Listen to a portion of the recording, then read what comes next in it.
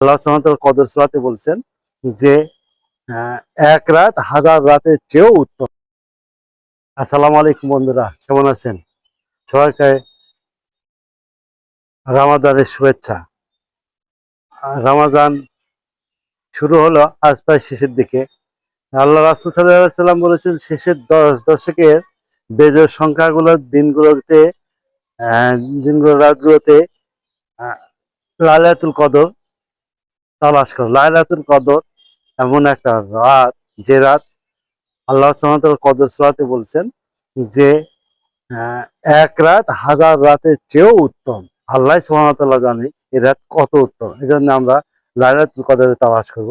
তো বেজর রাতের মধ্যে থেকে 87 রাত, 87 রাত অত্যন্ত সম্ভাবনাপন্ন রাত, যে রাত দিয়ে লাইলাতুল কদর পার হওয়ার সম্ভাবনা অনেক বেশি।